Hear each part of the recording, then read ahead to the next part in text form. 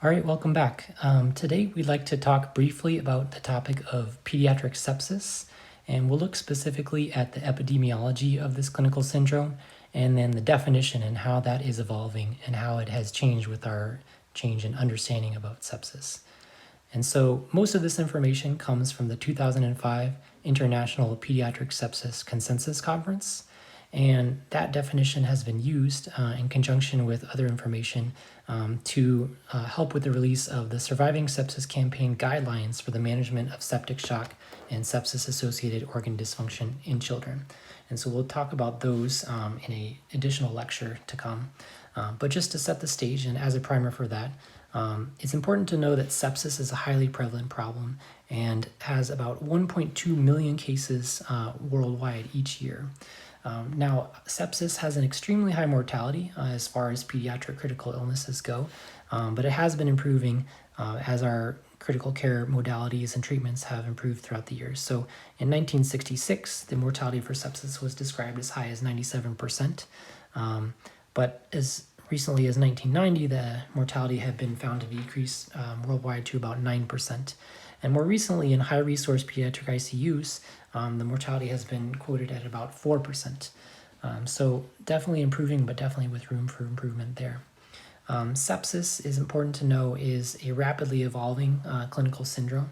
And so the natural history of sepsis is that patients that do succumb to sepsis in those 4% of cases do usually do so in about 48 to 72 hours from the initiation of treatment. So that's why it's so crucially important to understand what sepsis looks like and what the definition is. So the definition from this 2005 consensus conference basically describes a clinical syndrome which exists on a spectrum. And so a clinical syndrome is just a constellation of signs or symptoms which we use to define a clinical phenomenon or disease process. And so the first degree of severity on that spectrum of that syndrome is known as SIRS, or a systemic inflammatory response syndrome. And so SIRS is, the criteria for SIRS are met by having two or more of the following findings. The first being a core body temperature greater than 38.5 degrees Celsius or less than 36.0 degrees Celsius. Second is increased heart rate greater than 2 standard deviations for age. Or if you're less than 1 year old, low heart rate for age. Third criteria is increased respiratory rate greater than 2 standard deviations for age, or the acute need for mechanical ventilation. Finally, the fourth criteria is increased or decreased white blood cell count, or greater than 10% bands. The next definition, important to know, is infection. So infection is the exciting event often that can precipitate sepsis. And so this is defined in the 2005 guidelines as either a positive culture, tissue stain, or PCR test result, or can also be satisfied by a clinical syndrome associated with infection. So that can be a physical exam finding such as a tympanitic abdomen and an intra-abdominal infection, an imaging findings such as focal consolidation on chest x-ray, or a lab test which can be signs of inflammation in normally sterile body fluids such as urine or cerebral spinal fluid. So now that we've defined systemic inflammatory response syndrome and infection, we can look at the other parts of the spectrum of severity. So next up from SIRS is sepsis. So sepsis itself is defined as systemic inflammatory response syndrome plus a suspected or proven infection, as we said earlier. The next level up from that is defined as severe sepsis. And so severe sepsis has been defined as sepsis plus either cardiovascular dysfunction, which we'll talk about in a second, acute respiratory distress syndrome, which Dr. Chavla has covered in one of our previous lectures, or greater than or equal to 2 other organ dysfunctions. And we'll talk briefly about what that looks like. The final step of severity in the sepsis spectrum is known as septic shock. And so this is essentially sepsis plus cardiovascular dysfunction despite fluid resuscitation. And so in the consensus guidelines, they define fluid resuscitation as 40 cc's per kilogram of isotonic fluid resuscitation. So if you still have cardiovascular dysfunction after fluid resuscitation, that is the criteria for septic shock. And so how do we define cardiovascular dysfunction? Well, you can meet it several different ways. You can meet it by having hypotension for age. However, as we know in children, they often don't develop hypotension until they're in extremis or in a pre-arrest state. So unlike adults, hypotension is not required to meet the criteria for septic shock in this definition. Additionally, you can meet the criteria for cardiovascular dysfunction by having a need for vasoactive medications to support your blood pressure. Or thirdly, you can have cardiovascular dysfunction by having two of the following clinical or lab findings. And so the first is metabolic acidosis. That's a base deficit greater than -5. You can have an arterial lactate greater than 2 times the upper limit of normal. You can have urine output less than 0.5 cc's per kilogram per hour. Capillary refill greater than 5 seconds, or a core to peripheral temperature gap greater than 3 degrees Celsius. Now, that is the definition of sepsis as we understand it from the 2005 consensus conference. However, there has been a recent change in the definition of adult sepsis. In 2016, there was a conference and a set of guidelines released known as Sepsis 3. And so in Sepsis 3, they've actually made significant changes to the adult definition of sepsis. And so firstly, they've actually eliminated the use of systemic inflammatory response syndrome to define sepsis. And they did this because they found that the findings of systemic inflammatory response syndrome had poor discriminant and concurrent validity for defining sepsis or identifying sepsis.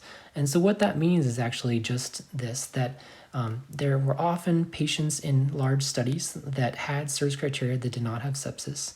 And additionally, there are patients that have sepsis that don't have SIRS criteria. And so they felt that SIRS in itself was not a very sensitive indicator and not a good addition to the definition of adult sepsis, so it was eliminated. Instead, they've actually defined sepsis more simply in that they've actually eliminated the category of severe sepsis and now broken it down into simply 2 categories. So sepsis, as the new Sepsis 3 guidelines will tell us, is essentially life-threatening organ dysfunction caused by a dysregulated host response. And we'll touch on that in just a second. Sepsis evolves into septic shock, which is defined as sepsis with circulatory, so that is the cardiovascular dysfunction we talked about.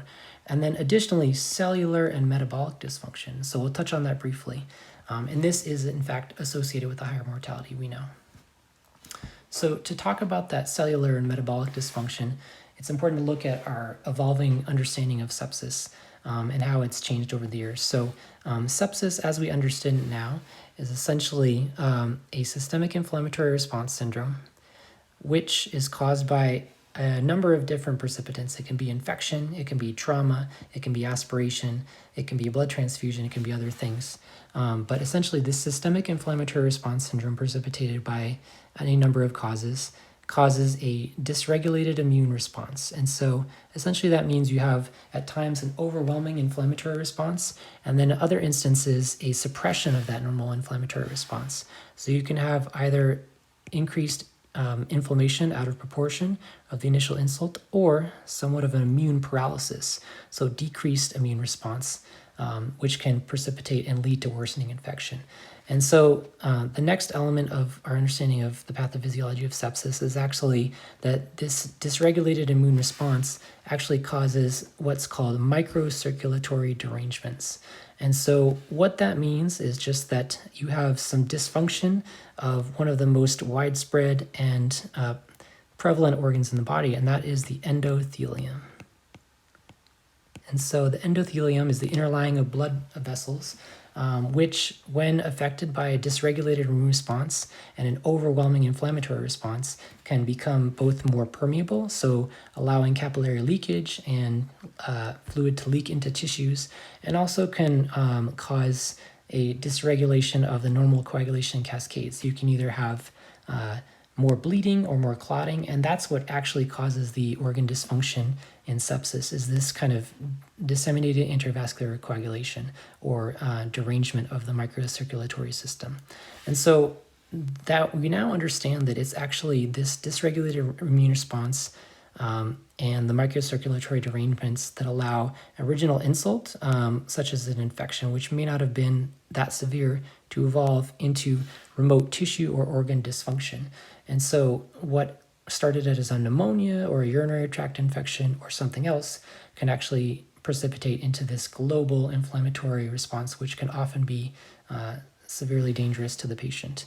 And so with this brief overview of our definition of sepsis as it stands now and how that is being shaped by the understanding of pathophysiology as it changes, we will definitely be looking for a new definition of sepsis. It's due to come out sometime in the near future.